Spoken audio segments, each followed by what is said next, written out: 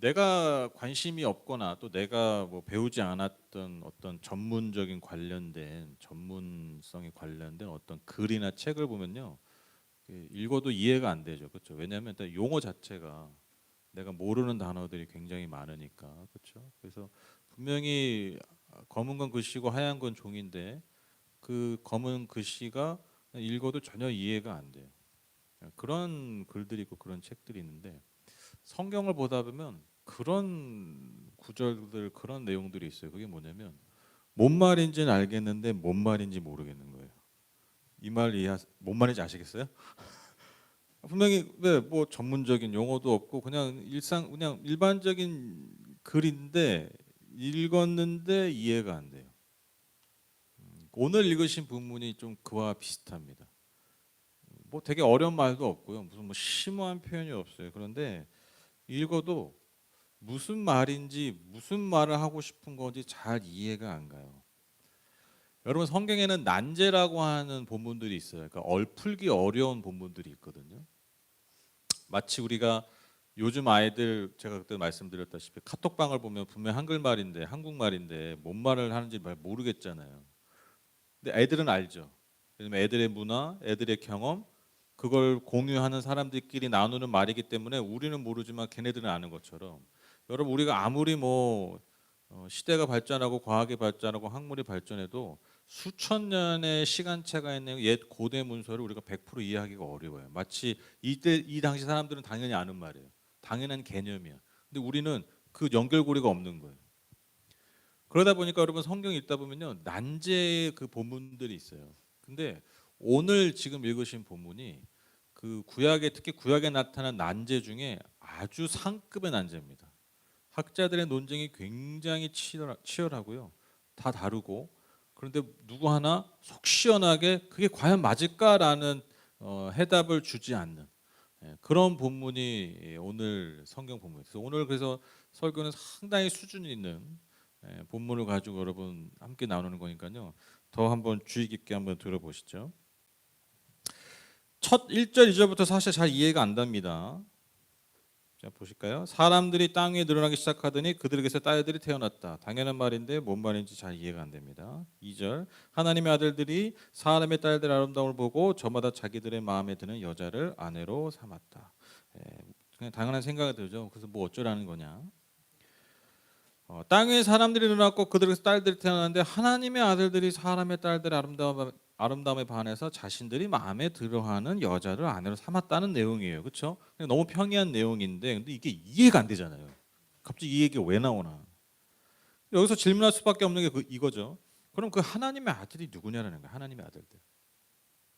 이게 크게 뭐 여러 가지 견해들이 있는데 크게 세 가지 견해가 있어요. 첫 번째로 천사예요, 천사. 하나님의 아들들이 천사, 즉 천상의 존재들이 땅에 내려와서 사람 여자들을 취했다는 견해. 이게 아마 가장 오래된 견해인데 많은 학자들이 지지하고 있습니다. 또 두 번째로 왕이나 지배자들을 의미해요. 여러분 아시죠? 고대 사회, 고대 군동에서 이 하나님의 아들이라는 것은 왕에게 또 지배자, 통치자들에게 부여되는 표현이었잖아요. 그래서 당시 고대 군동의 왕들이 어떤 자신들이 가진 힘과 권력으로 자신이 원하는 대로 여자들을 취했다라는 거예요. 어떤 여성을 억압하고 여자들을 착취하는 그런 상황을 상징한다는 견해가 있고요. 마지막 세 번째로 여러분 하나님을 경외하는 자들, 그러니까 하나님의 아들들이니까 하나님을 믿는 자들이죠. 하나님을 경외하는 자들이 하나님을 경외하지 않는 땅의 여자들, 그러니까 이방 여자들이죠. 이방인들과 같이 살고 혼인하게 됐다는 거예요. 즉 선택받은 민족이, 즉 거룩한 민족이 이방 민족, 거룩하지 못한 타락한 이방 민족과 결혼했다라는 것을 의미한다는 거예요. 그러니까 한마디로 얘기하면 지금 하나님을 믿는 선택받은 민족들이 타락했다. 이걸 이렇게 표현했다라는 거죠. 여러분 1번, 2번, 3번 중에 뭐가 맞는 것 같으세요? 3번. 네. 내가 오늘부로 신학계에 진출하겠다.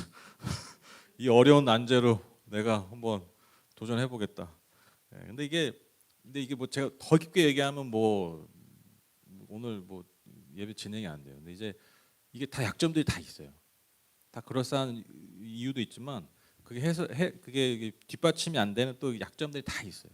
그래서 뭔가 하나를 딱 지지하기가 어려워요. 그런데 제가 드리고 싶은 말씀은 이 세 가지 꼭 하나를 선택하는 게 중요한 게 아니라 이 세 가지 해석의 공통된 결론이 중요하다는 거예요. 그게 뭐냐면 결국 하나님이 지으신 이 창조 세계와 질서가 파괴됐다는 거예요.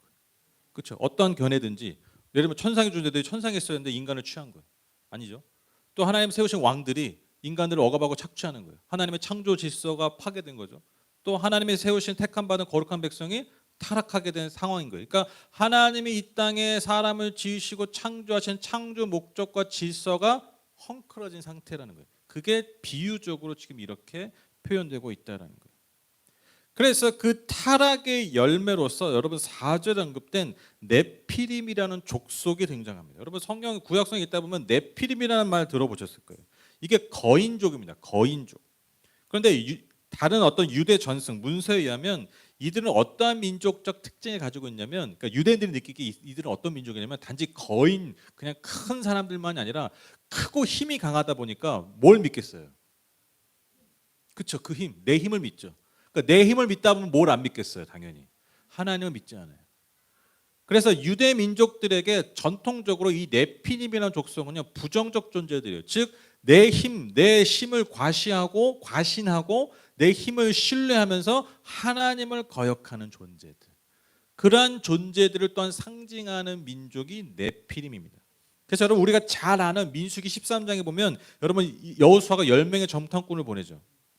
여호수아가 아니죠. 모세가 10명의 정탐꾼을 보내서 그 정탐꾼들이 갈렙과 여호수아 앞에 뭐라고 얘기합니까? 그 땅에 누가 살아요? 네피림이 산다. 그래서 두려워 떨죠. 그래서 우린 다 들어가면 다 어떻게 돼요?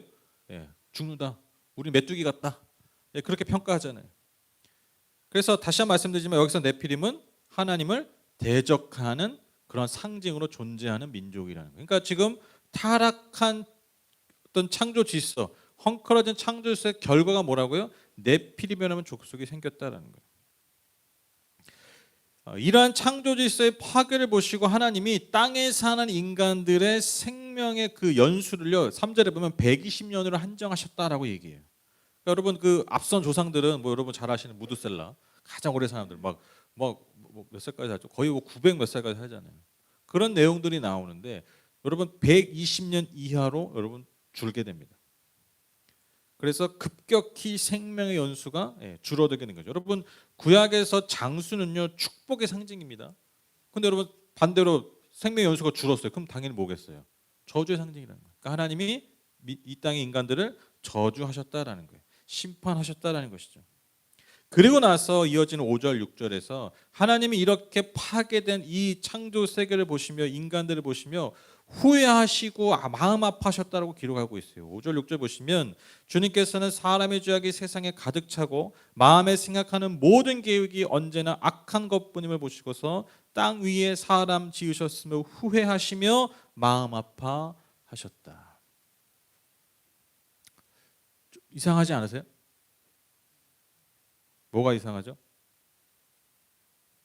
너만 이상합니까? 뭐가 이상하죠? 지금 이 분위기가 이상한데요? 뭐가 이상하죠? 여러분 이해가 되세요? 이 말이?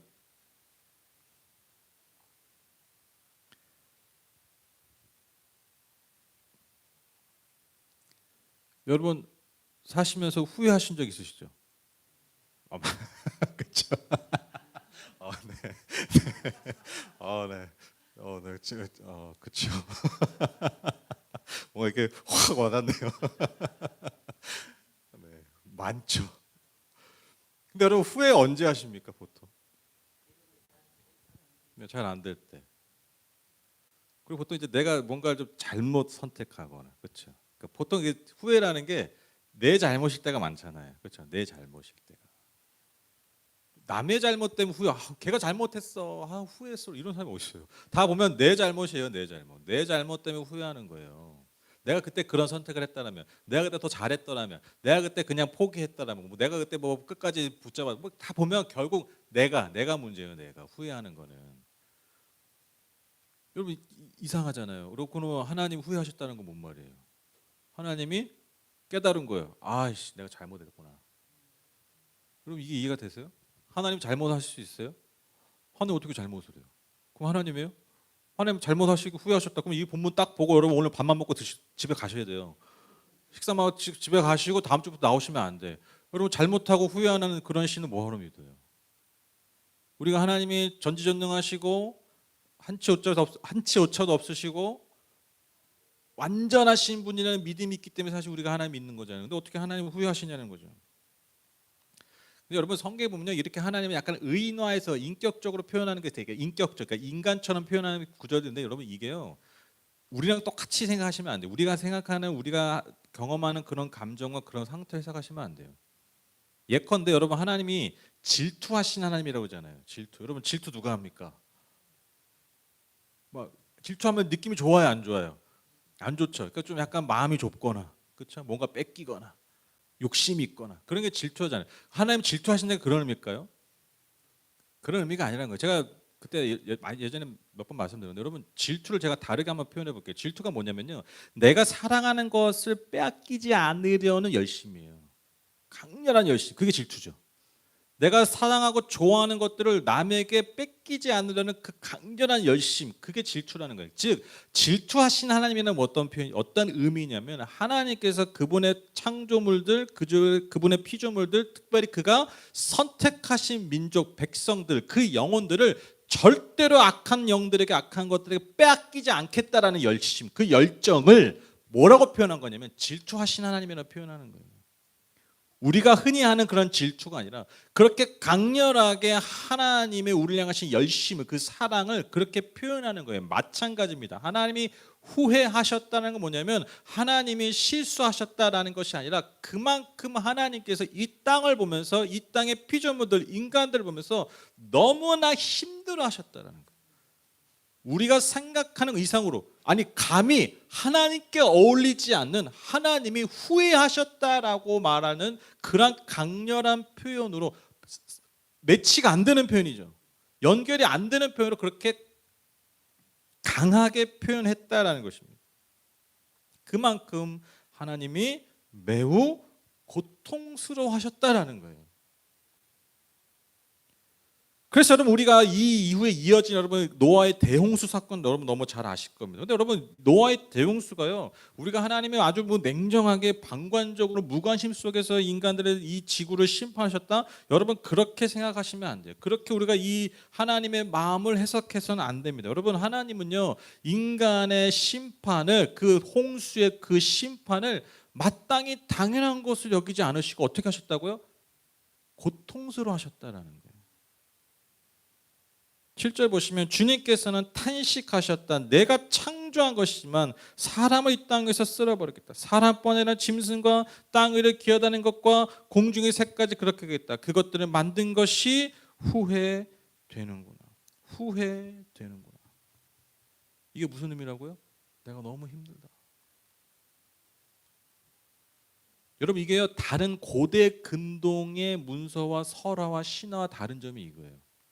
여러분 당시에 그 고대 문서들에 보면요, 비슷한 홍수 이야기가 있고요, 심판 이야기가 있어요. 근데 그러니까 비슷한 것 같잖아요. 결정적으로 다른 게 뭐냐면 여러분 고대 문서에서 그 고대 다른 이방 신들은요, 인간을 쓸어버리는 게 너무나 당연한 거예요. 이 귀찮고 쓸모없는 것들 다 쓸어버려, 이런 분위기. 근데 창세기만 인간을 심판하는 것이 당연한 것이 아니라 그 심판이 창조주에게 고통이 되고 있음을 표현하고 있어요. 마땅히 여기지 않으셨다라는 거예요.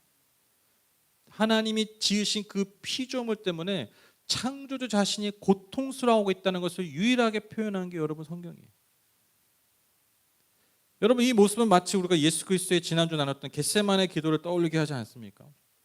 심판을 앞두고 고통스러워하시는 하나님의 모습이 여러분 그리스도 예수를 통해서 사실 드러나고 있는 거예요.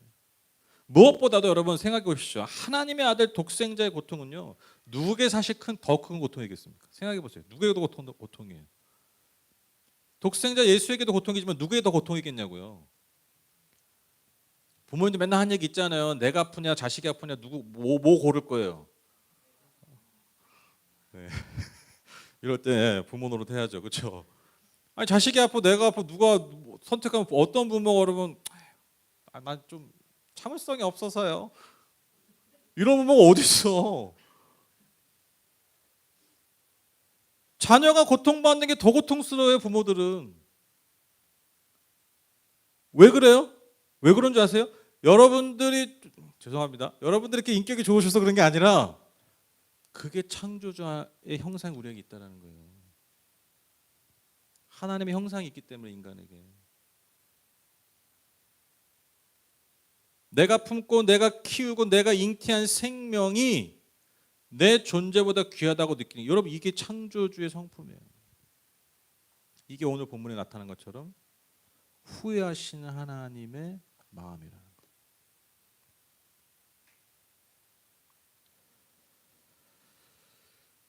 여러분 자신의 형상을 따라서 그토록 귀하게 지은 존재들이, 여러분 생각해 보십시오. 내 형상으로 지었는데 내 마음을 제일 몰라.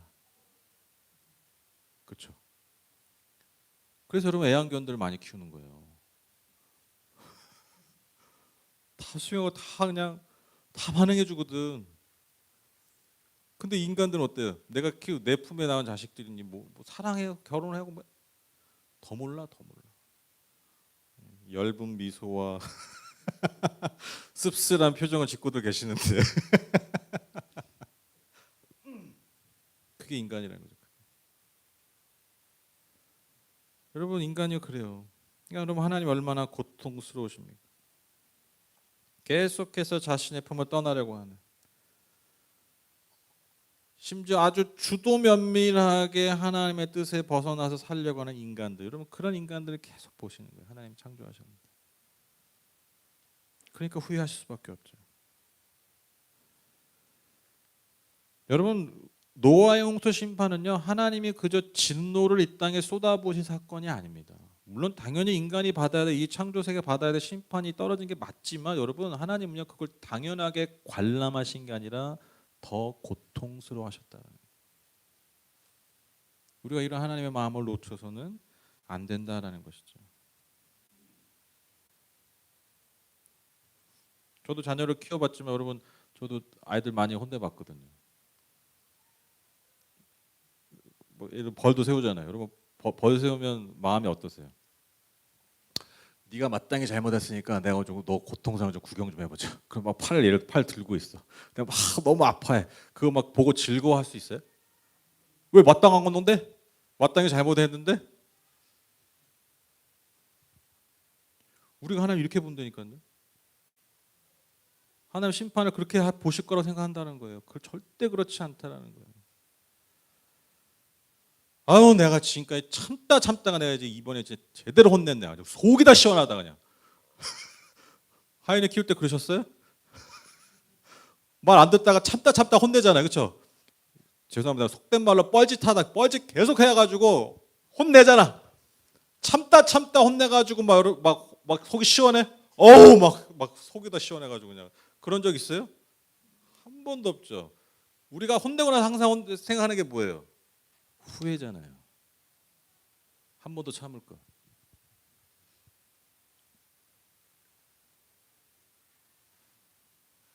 하물며 여러분, 저와 여러분을 향하신 이 피조세계를 향하신 하나님의 마음이 어떻겠냐라는 거예요. 그래서 여러분 오늘 살펴보지 않았지만, 여러분 노아 홍수 이후에 노아가 홍수가 끝나고 하나님께 제사를 지고 난 다음에 하나님이 마치 회개한 것처럼 말씀하시는 게 있어요. 아 내가 잘못 생각한 것 같아. 얘는 원래 이래. 다시 내가 심판 안 할래. 그렇게, 그게 상징이 뭐예요? 그게 무지개예요. 아 이거 더 들어가면 안 돼. 그럼 오늘 밥 못 먹어. 하여튼 그래요. 그렇게 돼. 네. 그 어제부터 준비한 밥을 먹어야죠. 네. 네. 귀한 밥인데. 저는 그래서 이 본문을 보면서, 노아 홍수 사건을 보면서 제가 하나 깨달은 게 있어요. 여러분 성경을 볼 때 그런 표현들 많이 써요. 뭐 성경을 보는 시각이 있는데, 관점이 있는데, 뭐 선교의 관점으로 보고, 뭐 구속의 역사로 보고, 그러니까 구원의 역사로 보고 막 이렇게 보잖아요.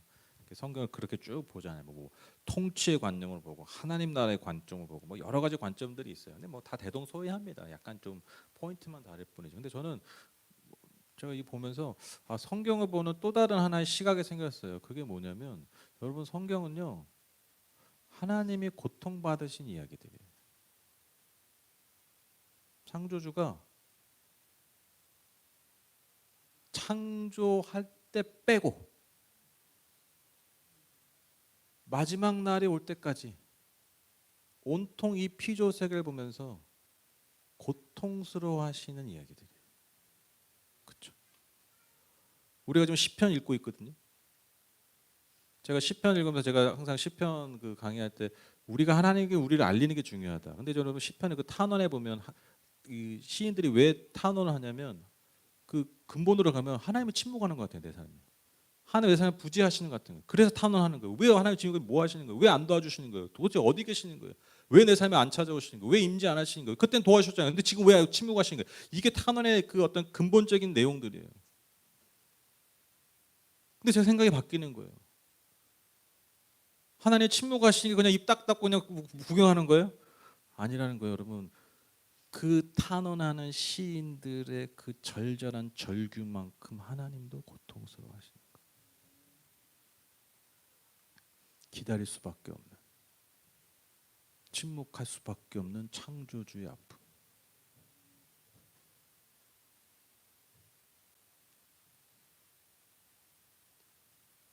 피조물 중에 가장 아름답게 지으셔서 내가 심히 마음에 들었다라고 했던, 그래서 내 형상까지 쏘아 부어 주셨던 그 인간이 나를 배신하고 나를 떠나고, 그래서 다시 이들을 구원하기 위해서 약속의 민족, 그 민족을 세웠는데, 그래서 이 민족, 이 피조물을 다시 회복하기 원하셨는데 그들이 더 앞장서서 창조주를 배신하고 우상 숭배하고 늘 자신의 마음대로 자신의 욕망을 이루기 위해서 하나님마저 이용했던 소위 택함 받은 민족들, 그들의 이야기.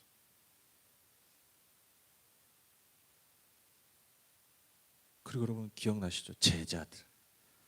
심지어 예수 그리스도를 그렇게 따라다니면서도 그리스도의 마음을 한 톨도 알지 못하고 결국엔 자신의 욕망, 자신의 나라를 위해서 이루기 위해서 예수님을 따랐던 그 제자들의 모습, 그 배신. 여러분 잘 보시면요, 여러분 철저히 성경은요 창조주와 예수 그리스도의 고통의 이야기들. 그분의 입장에서 보면 그래서 여러분 창조주의 고통의 눈물이 절절한 그냥 젖어 있는 책이 여러분 성경책입니다. 성경책. 무엇보다도 여러분 창조주 하나님의 고통의 정점이 뭐예요? 창조주 하나님이 가장 고통스러우신 순간이 언제예요? 예, 이 땅의 영혼들을 구원하기 위해서 내 아들을 십자가에 못 박일 때 침묵하신 거예요. 지난주에 이 이야기했잖아요. 버림받은 예수. 예수가 버려졌기에 우리가 구원받았잖아요. 버려졌기에 우리가 하나님께 받아들여졌잖아요. 오늘 왜 제가 이 이야기를 하냐면 지난주는 예수님의 입장, 즉 버려진 예수님의 입장만 얘기했다면 여러분 오늘은 버리실 수밖에 없는 하나님의 마음을 생각해 보잖아요. 그게 저와 여러분이 받은 은혜예요.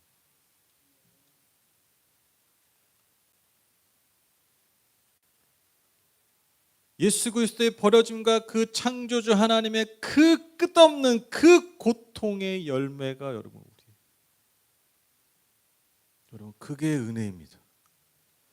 우리가 그렇게 쉽게 말하는 은혜가 이거예요. 창조주가 태초부터 지금까지 겪으신 그 고통의 열매, 그것을 우리가 먹고 받아서 구원에 이른 것입니다. 나의 하나님 어찌하여 나를 버리셨나이까라는 이 처절한 부르짖음에 누구보다 응답하셔야겠지만 결국엔 침묵하실 수밖에 없었던 창조주의 아픔과 고통. 여러분 이것 없이는 우리에게 구원이 없습니다.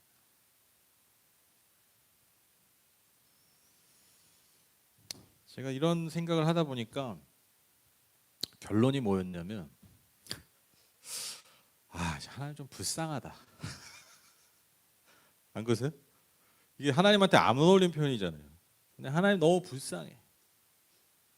하나님 너무 불쌍한 분이에요. 죄송합니다. 알면 알수록 하나님 너무 불쌍한 분이에요. 감히 제가 하나님께 할 수 없는 말이지만 자연스럽게 떠오르는 감정이었어요. 여러분 불쌍한 사람들 보면 뭐 하고 싶어요? 도와주고 싶잖아요. 그럼 한번 생각해봤어요. 야, 이게 불쌍한 하나님께 내가 뭘 도와줄 수 있을까? 근데 또 금방 결론이 나오더라고요.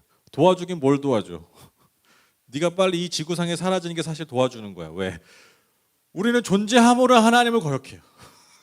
그렇죠? 존재함으로 에덴의 동쪽으로 맨날 가. 존재함으로 늘 사실 배신해요. 그게 우리의 믿음의 연약함이에요.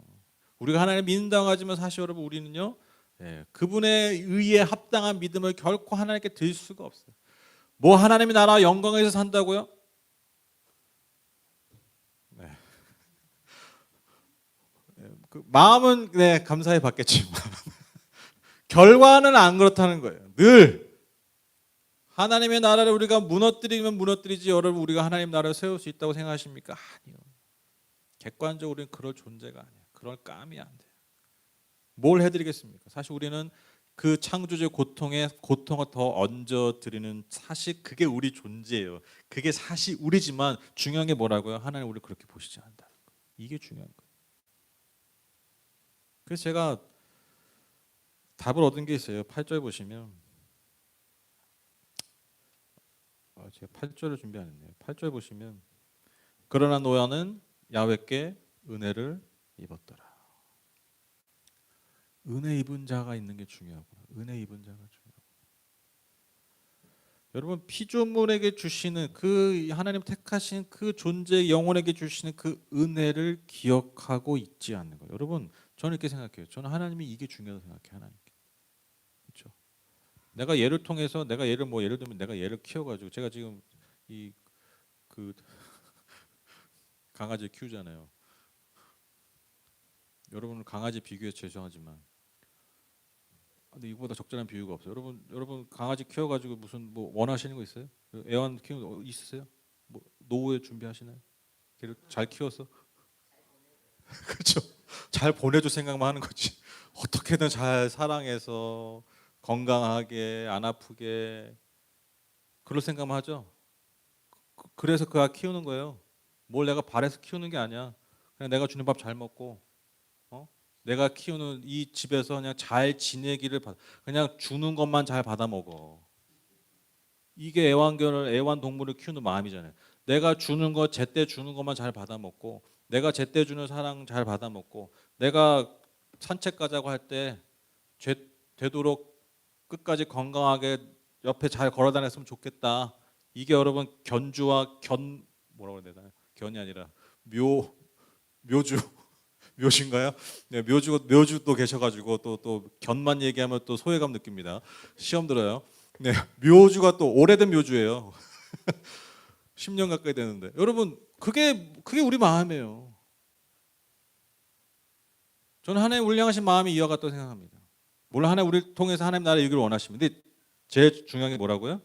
제일 중요한 게 뭐라고요? 하나님의 은혜 받은 것을 기억하는 거예요. 은혜를 받으라는 거예요. 여러분 이게 진짜 은혜 어메이징 그레이스 아닙니까? 로마서 3장 23, 24절 모든 사람이 죄를 범하였습니다.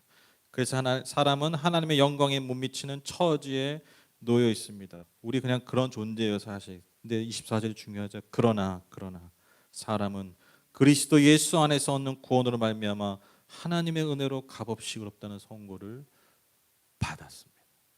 하나님께 중요한 게 이거예요. 내가 자격을 갖춘 게 중요한 게 아니에요. 내가 가진 그 조건으로 하나님 앞에 뭘 해드리는 게 중요한 게 아니에요. 그게 첫 번째가 아니라는 거예요. 하나님의 그 선고를 받고 인정하는 거예요. 내가 너를 은혜로 구원하였다. 저는 이게 하나님을 위로해드릴 수 있는 유일한 방법이라고 생각합니다. 그래서 결론이 이거예요. 여러분 내가 하나님을 위해서 대단한 일을 하려기보다 하나님이 날 위해서 하신 그 대단한 일을 기억하는 삶. 여러분 이게 그리스도인입니다. 이걸 기억하면요 저는 믿어요. 삶은 달라질 수밖에 없어요. 그건 열매에 불과합니다. 우리가 이걸 자꾸 잊어버리기 때문에 여러분 내가 하나님에서 대단히 하려고 해요. 그러다 사고 치잖아요. 하나님이 나를 위해서 하신 그 놀라운 일들, 그 고통을 기억할 때 그것이 우리의 삶을 이끌어가는 거예요. 저와 여러분 향하신 이 하나님의 은혜를 늘 기억하고 늘 인정하고 늘 받아들이는 여러분 저와 여러분 되셨으면 좋겠습니다. 여러분 그래서 그 안타까운 건데 그 변화 안 되는 존재들의 특징이 이거잖아요. 인정을 안 하는 거. 그렇죠? 그게 진짜 안타까운 거죠. 복음을 아무리 얘기해도 여러분 사람이 안 변하는 이유가 뭔지 아세요? 네, 그거 안 받아들여서요. 내가 어떤 존재인지 인정하지 않는 거. 아멘을 해도 이 인정이 안 돼. 그게 안 되면요, 여러분 변화 안 됩니다. 여러분 전문가들이 상담하고 할 때도 당신 그렇게 엉망 아니에요 얘기하잖아요.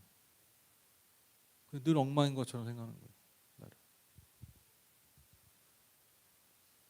여러분 저는 하나님은 저와 여러분이 하나님을 위로하는 이 시대에 노아 되셨으면 좋겠습니다. 은혜 받은 자, 은혜 받은 자.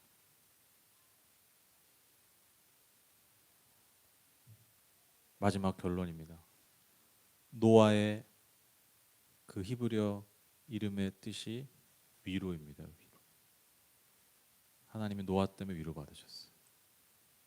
고통받으셨던 피조물 때문에 고통받았던 여러분 그 창조주가 자신이 지은 내 은혜를 받은 그 노아를 통해서 여러분 위로받으셨어요. 하나님이 저와 여러분을 보시면서 이 시대에도 그런 위로를 받으셨으면 또 우리가 이 땅에 그런 위로자 되었으면 좋겠습니다. 기도하고 마치겠습니다.